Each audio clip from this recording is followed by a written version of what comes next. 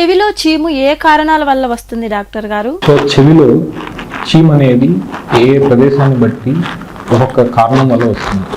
So మనం already ఇంతకు ముందు మాట్లాడుకున్నాం కదా, చెవిలో 3 గదులు ఉంటాయి. అందులో మేజర్గా చీమ్ అనేది చెవిలోని బయట గదిలో కానీ లేదా లోపల గదిలోని ఇన్ఫెక్షన్స్ ఉండడం వల్ల చీమ్ అనేది వస్తుంది.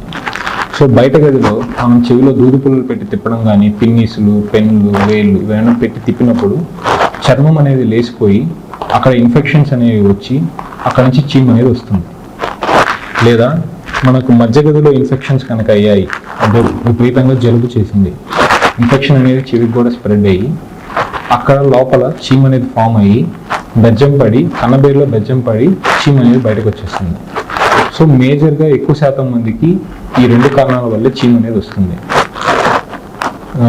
చెవిలో ఇన్ఫెక్షన్ అవ్వడం అనేది మొట్టమొదటిసారిగా ఇన్ఫెక్షన్ అయింది 3 నెలల లోపల కనుక ఉంది అంటే వాళ్ళకి మందులు తీసుకొని వైద్యం చేయడం వల్ల మ్యాక్సిమం నెంబర్ ఆఫ్ పీపుల్కి ఆ బెజ్జం అనేది మూసుకుపోతుంది.